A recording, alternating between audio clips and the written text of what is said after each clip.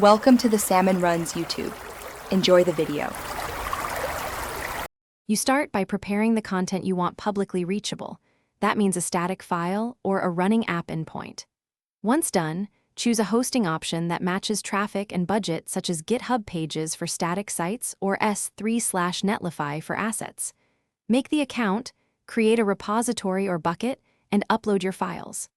Make sure to set permissions to public or enable site publishing so the host will serve the file. Now get the initial hosted path or raw file URL to continue.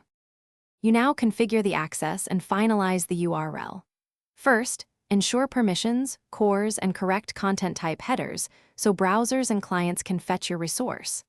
Next, decide whether to use the provider's default domain or attach a custom domain, add a or CNAME DNS records, and wait for propagation. Then enable HTTPS.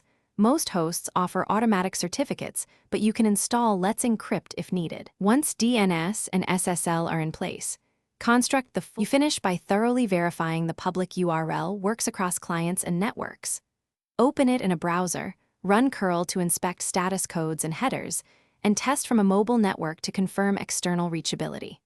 Configure caching, redirects, and TTL to control propagation and performance, and add basic monitoring or uptime alerts.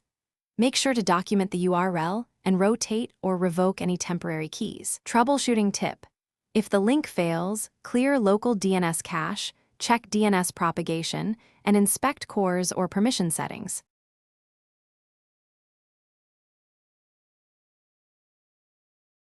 Thanks for watching.